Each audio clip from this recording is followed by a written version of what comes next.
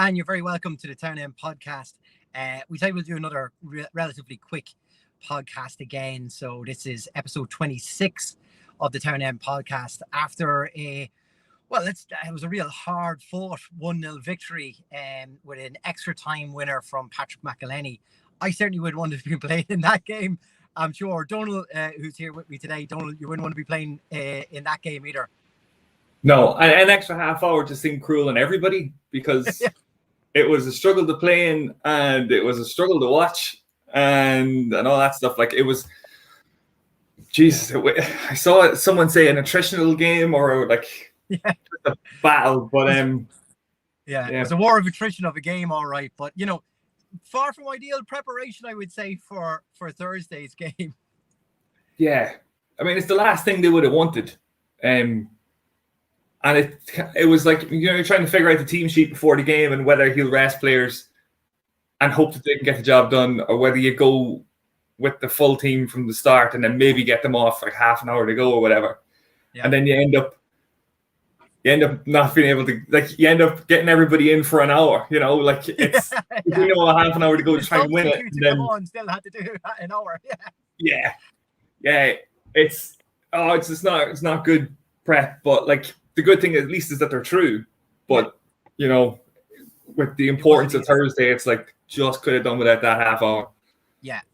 I think Donald, if we even go right back to the start, you just kind of touched on it there. The starting lineup. I mean, I messaged in going, right, sorry, who's partnering Andy Boyle here at the back? Yeah. It took me. I was like, something's not right here. We've got like at least 3 wingers on, 1 central defender, so somebody's clearly playing out of position here. It took a little bit of working out, waiting for the game to start to actually see, oh, okay, it's them again. Yeah, I think we all had a guess at who it was going to be. Like, it was going to be one of the 3 fullbacks, I guess. That would make no sense. But because Darrell he has played centre back and Dummigan has played centre back, and I'm assuming Jarkovskis has played centre back as well. So it could have been any of them. Jarkovskis plays every other position. I'm sure he has. Yeah, I guess it's the kind of night or the kind of game that you can get away with that. They did well. The times that they had to defend, they did defend well. Like Treaty put them under a bit of pressure from even just right at the end of extra time. Like the lads were throwing themselves in front of shots and crosses and stuff. Like, next thing too, you got to give Treaty like a lot of credit for their performance. They were really dogged. I actually thought like it wasn't the game that I thought it was going to be. I didn't think we'd have that much. I didn't think we'd dominate possession as much as we did, and I didn't think we'd be as frequently how much they just sat back. Yeah, on everything. Yeah, that's what I was expecting them to be more like having the proper go and like pressing everybody and harassing everybody on the ball, but they seemed happy enough to just sit back and let us pass it around the edge of the box, which. I felt sorry though for the likes of McMillan up front and Fats and Han. All these guys were trying to find a gap in behind, but like there was literally nothing. It was a blanket 11 men behind the ball at majority of time. Like it must be so hard to break down.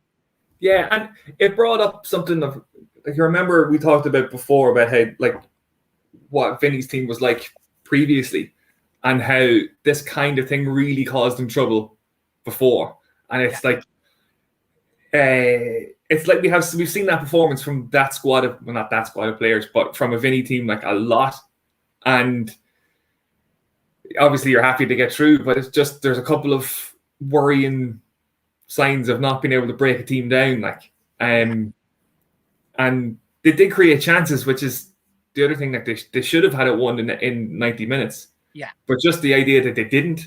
I don't know. Would you find that a bit worrying that was completely? Yeah, I think. Look, we created that many chances there. We could have won maybe 2-3 games for it. All credit to their keeper at an absolute stunner of a game.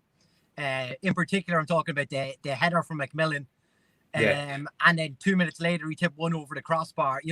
He commanded his box so well, Ryan. He was excellent. He picked everything.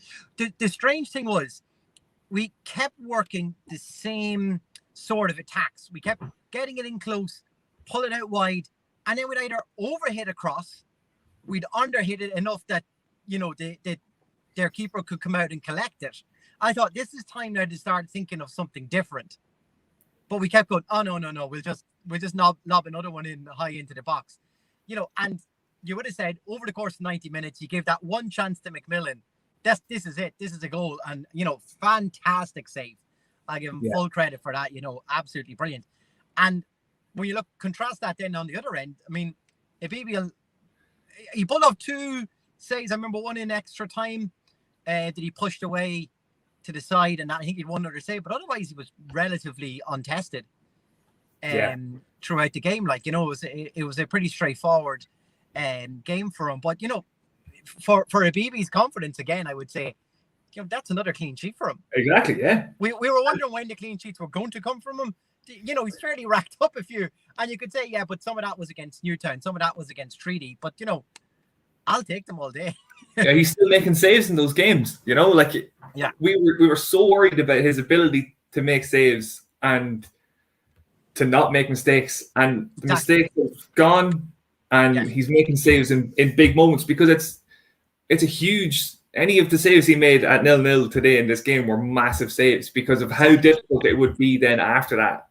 Obviously you don't want to concede a goal, but conceding one to Treaty with the game pattern the way it was only going to make things more difficult. So I'd like full of praise if for they him. had got one opportunity there, that was it. They were set to protect that.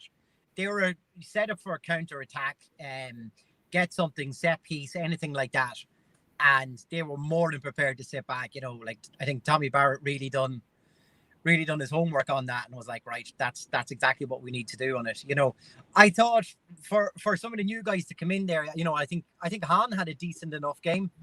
He looked full of energy, if not maybe his end product probably wasn't there at times, but he did look like one of those players who was creating a lot and wanted to get on the ball, loved to drop the shoulder, run into the space, you know, kind of nice to see that. Yeah. He's probably the only ideal replacement we have for Duffy when he's as in an out and out winger like that to play in that position, which is good. But I mean, like, you can move Fats to either side and stuff like that. So there is other options, but you may not be putting somebody who's on their more favoured foot.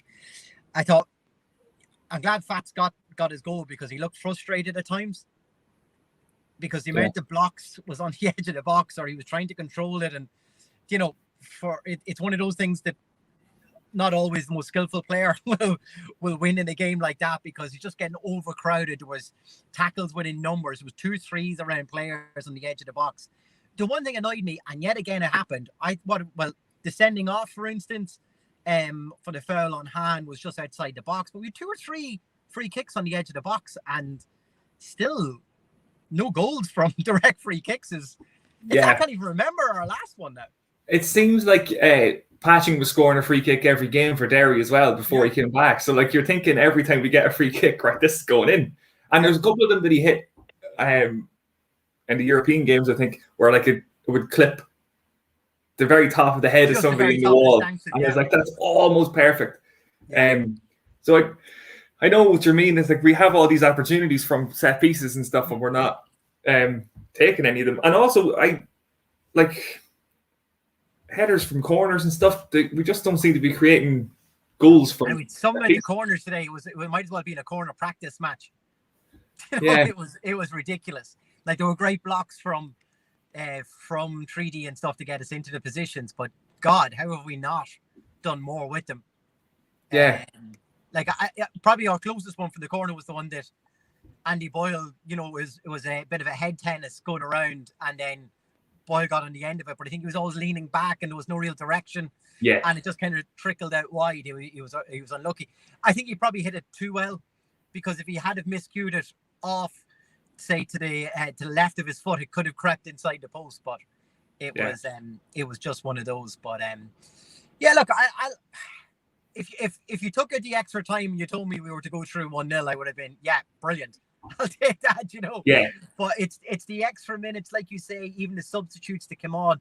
I think Natastad and that, I think he was hoping that he would probably either not have to play him or only give him a short amount of time. Turns out to have to play a whole lot more. McMillan ran into the ground by the end. Yeah. you know, the fact that we had nobody else to swap, you know, could he have, you know, like should we have had more options there, someone to play up front? I don't know.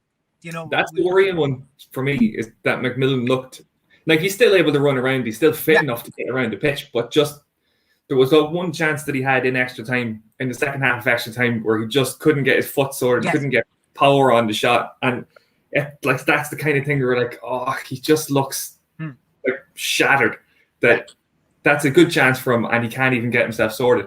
And we didn't have Mitskogan today. I'm not sure why. Yeah, I thought that would have been the ideal time to start him up there. Yeah. And maybe that was Vinny's plan. And then the fact that he's not even in the squad, you would suspect that there's some sort of an issue, which is also worrying then going in for Thursday if he's not going to be available for us. You know, we need to start thinking about where, you know, for all these extra bodies that we were meant to have, all of a sudden we're having to play McMillan, you know, and let him run into the ground. We're having to play Andy Boyle, who we all thought could suspectedly have a bit of a knock, and he hasn't been able to rest all season.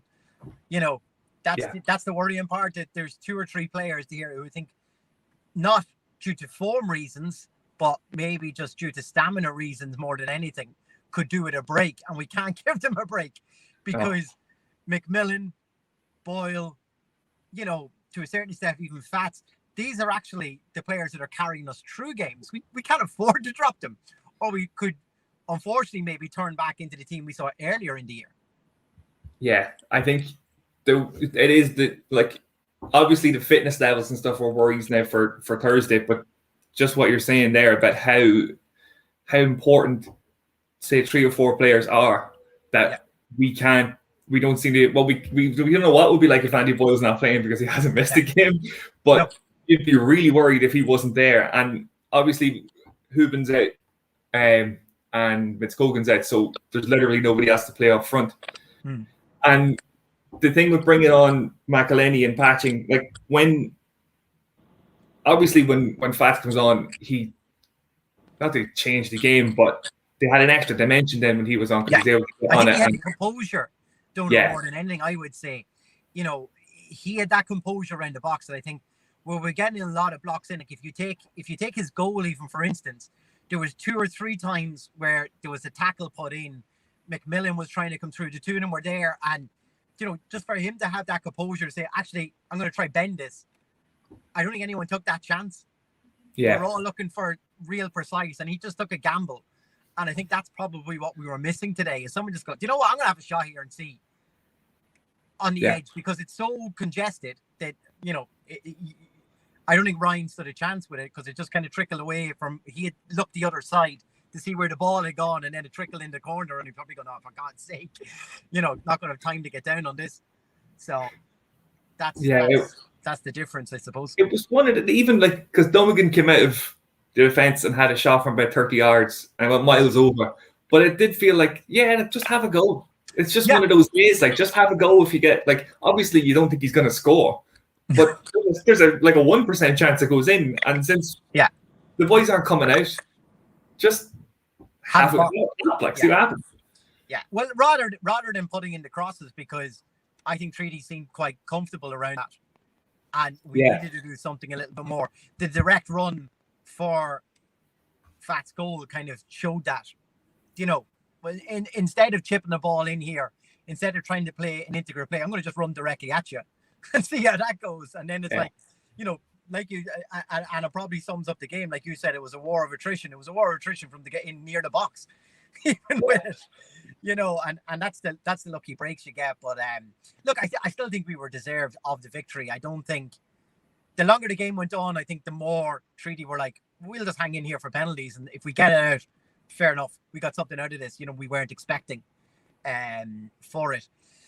To like I said, we'll go fairly quickly through today, a bit like the Harps game recently. One eye possibly now, I suppose, Donal, on Thursday. Are we going to be head scratching just before kickoff, going, who are we actually going to play? Well, has everybody come through that game all right? You know, that's a game you could easily have someone saying, look, I had a niggly injury, but I knew I couldn't come off. Yeah. and ends up with they're in for a strain tomorrow on a warm down or something. It's like, oh, actually, I don't think we can play you now. Yeah, it's the worst. It's the worst sequence of games that we could have had. That like it's a cup game, and obviously all the lads want to win the cup and like the route back to Europe and all that stuff.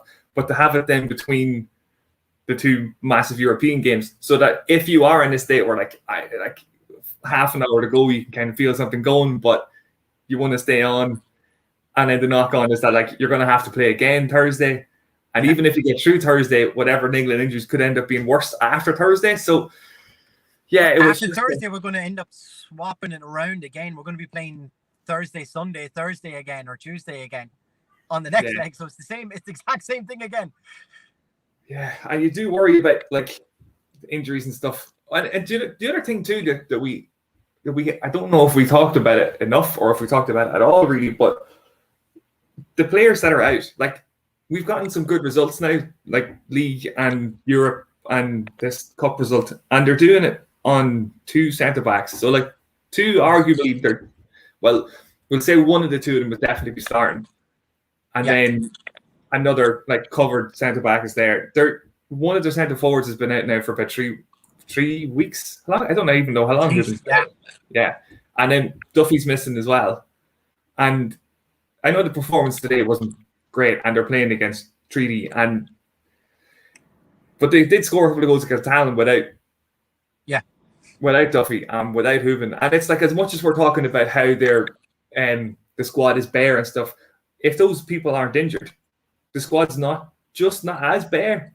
Yes. And they probably deserve a bit of credit for getting the results that they're getting while missing all these players. Absolutely. That's it's a huge point of when you're there down to the bare bones to still be pulling out results and still be hanging in Europe, to be through to the next round of the cup and have picked up another win. There's a lot to be said just to be taken over here. And then you think of the temperatures that we played in the Harps match. Similar enough. There was water breaks again today. It was probably about 26 degrees again.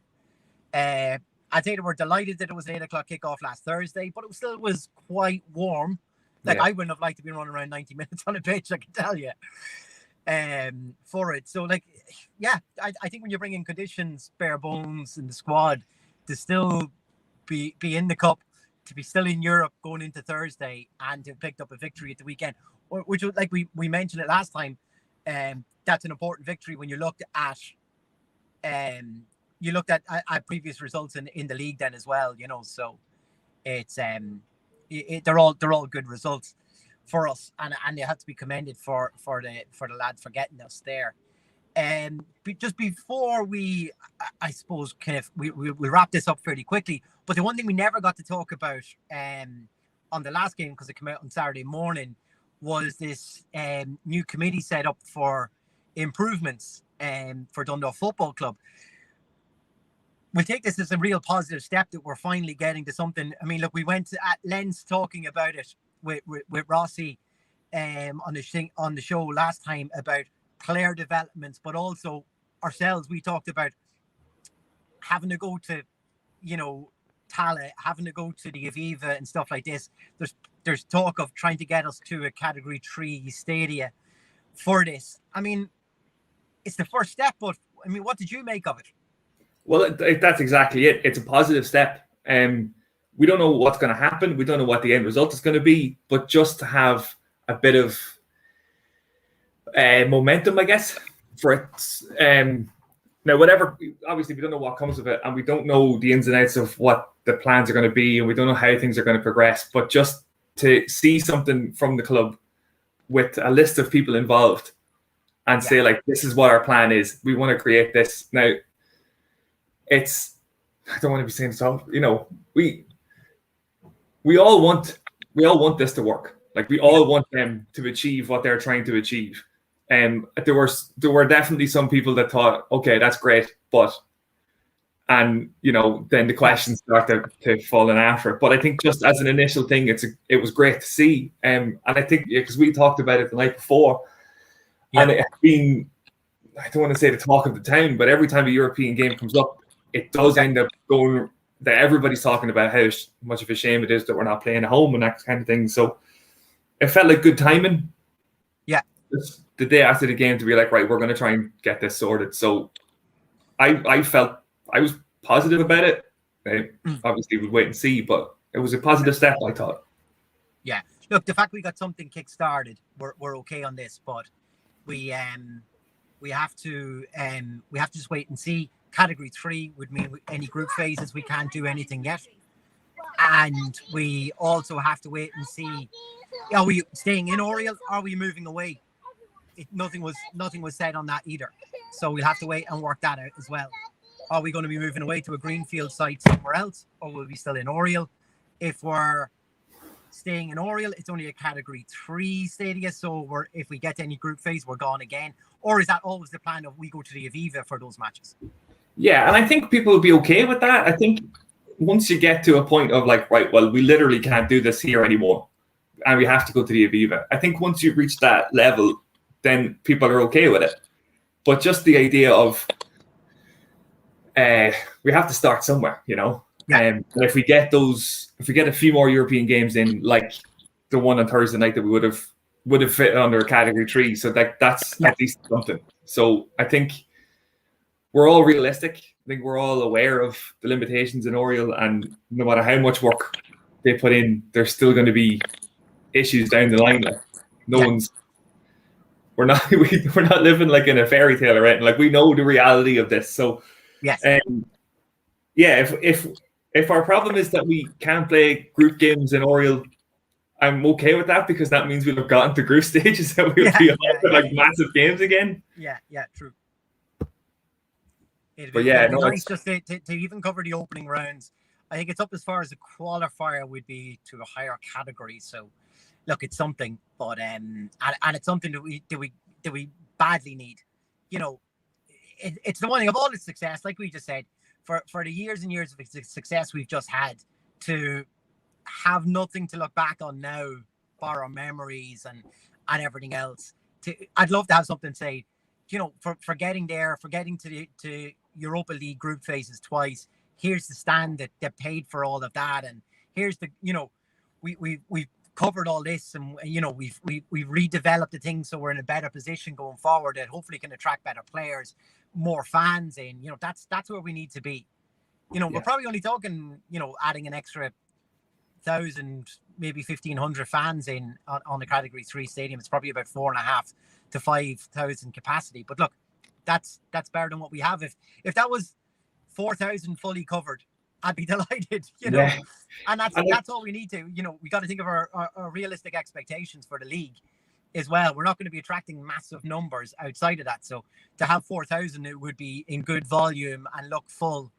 And if it was modern looking, I think that's exactly what we should be looking for. Yeah, and the whole thing came up, to me anyway, came up because of the European games, and you kind of forget that you'd have the league, or you'd have the stadium for the league games. Like, it would be your home would be improved, you know, like it's for every single game, not just for Europe. There'd be an added advantage in Europe. But yeah, like just having a great stadium would be just incredible, you know? Exactly. Well, look, I think it's your dog barking in to tell us it's time to wrap up. Yeah, not a fan of the new stadium. Yeah. Well, look, thanks everybody for joining in tonight. Look, we just didn't want the game to pass. A lot of us were already booked up and stuff and doing other things. So, Donald, thanks for jumping on. We will be back on Thursday night to do our usual, probably with a full panel. We'll have some fans on then as well. So, fingers crossed for Thursday night. We'll be able to talk about going through and another good European night. That's exactly what we want. War of attrition today, got through. Next round of the cup, we're in the hat. That's all that we could ask for. That's all we wanted for this. Thanks everybody for joining in. Donald, thanks for being part of it, and we'll see you all on Thursday.